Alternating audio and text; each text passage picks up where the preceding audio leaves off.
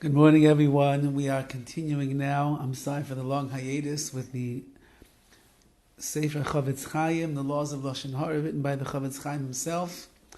And obviously, we know that during these times when Klal Yisrael is going through so much, the biggest schos, the biggest weapon that we have in the world is our Torah, and certainly learning halachas of shmiras halashon, of guarding our mouths from speaking Lashon HaRa and improving our speech, making sure that we speak kindly about Klal Yisrael and not negatively, God forbid, is a great schos. It's a great merit for all those chayalim that are out there on the front lines, all the yidden that are out there trembling in the miklat, in the underground bunkers that they find themselves in, and the sirens that are going off, and the missiles that are flying in the air. Im Yirtzeh Hashem, we should be zoiche to do our part over here, as we learn together halachas of shmiras halashon.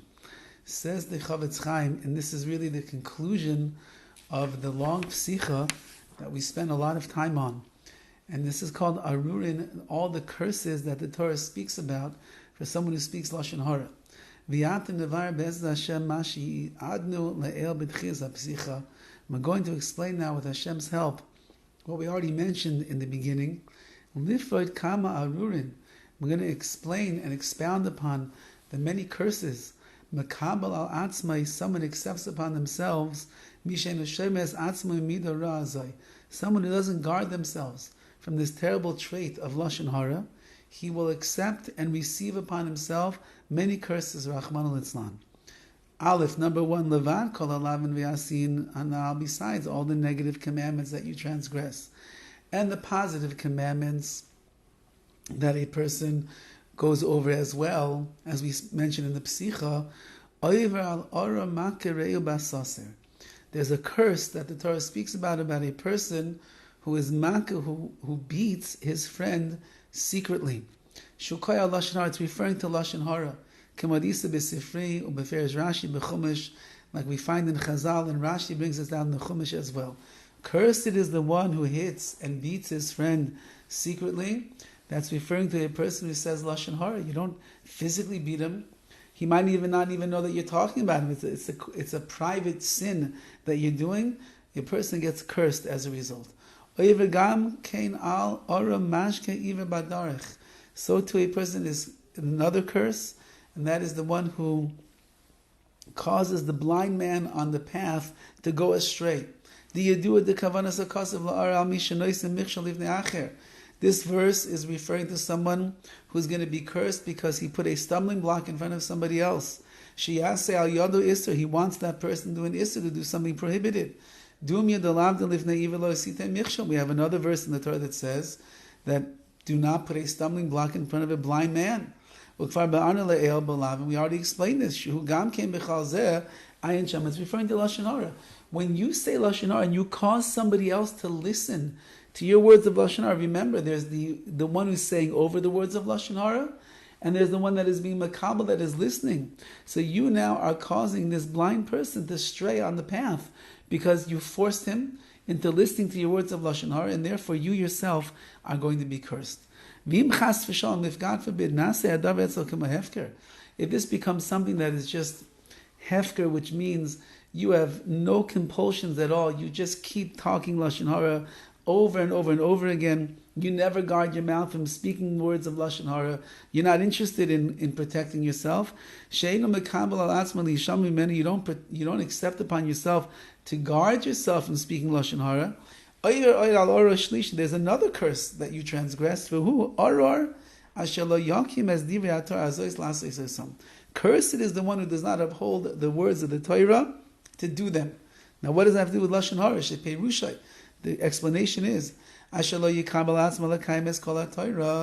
someone who does not accept upon themselves to keep all of the Torah. He is called like an apostate in one area of the Torah because of this. With great brazenness and a lack of care, this person transgresses this very terrible prohibition of Lashon HaRa. And he makes it as if this piece of the Torah is meaningless to him. It's like a person who denies all of the Torah. And therefore his sin is too great to bear. Says the CHOFETZ CHAIM, we're talking about 3 different curses that a person will receive upon themselves for speaking Lashon HaRa right off the bat. So this is a very big sin according to the Torah, that once that one of the mitzvahs in the 613 is meaningless in your eyes, and you have no problem transgressing it, and you don't even have a havamina, an idea that you're going to guard yourself, it's as if you've undermined all the Torah, because the Torah is connected, it's interconnected. If a mitzvah by you is meaningless, that means you're saying the Torah itself is meaningless. Because if every single mitzvah in the Torah depends upon the other, and I'm saying this mitzvah I don't care about, so then you're undermining Kol HaTorah Kula, and that's a big curse. Now, if God forbid, you spoke Lashon about your father, your mother, God forbid. There's another curse that you have transgressed. Cursed is the one who strikes his father and his mother. Like we explained previously, what does it mean to machlet, to strike your father and your mother? With words of Lashon HaRa. And therefore a person will get an additional curse for doing that. Now HaKadosh Baruch Hu will help us to protect our mouths from speaking words of gossip and evil speech and Lashon HaRa, and just have the words of Kedusha, of holiness, of goodness, of positivity for Klal Yisrael, leaving our lips, especially during these very trying times. Have a wonderful Shabbos.